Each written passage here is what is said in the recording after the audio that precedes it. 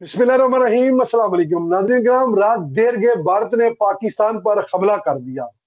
भारतीय बुजदिल फौज ने पाकिस्तान के शहर बावलपुर और मरीद के पर आज़ाद कश्मीर के शहर कोटली आज़ाद कश्मीर पर हमला किया और भारत ने इस हमले के बाद बड़े ही जोशो जज्बे के साथ इसे पूरी दुनिया में फैलाया।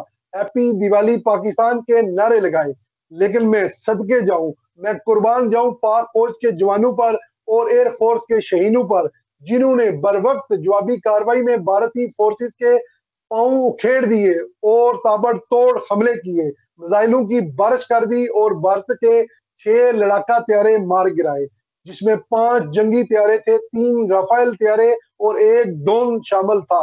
अल्हम्दुलिल्लाह पाक फौज ने पठान एयरबेस भारत का तबाह कर दिया, श्रीनगर एयरबेस भारत का तबाह कर दिया, बटालियन फौजी हेडक्वार्टर तबाह कर दिया और कश्मीर में इनके फौजी अड्डे और असले के डिपो भी तबाह कर दिए। सिर्फ 3 घंटे में भारत को घुटने टेकने पर मजबूर कर दिया और भारतीय फौजी मैदान जंग छोड़कर भागना शुरू हो गए। उन्होंने सफेद झंडा दिखाना शुरू कर दिया और माफी की और चीखो पुकार की इनकी आवाजें आती रही।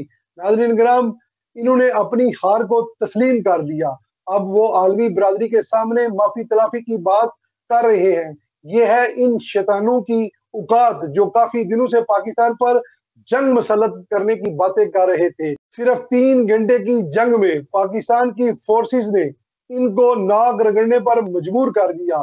पूरी कौम सलाम पेश करती है फौजे पाकिस्तान के जवानों को और एयर फोर्स के जवानों को, जिन्होंने ताबड़तोड़ हमले करके भारतीय गरूर को मिट्टी में मिला दिया। और सबसे बड़ी बात, पाकिस्तान की तरफ से किए गए हमलों पर जो है वो किसी एक इंडियन आम शहरी का नुकसान नहीं हुआ।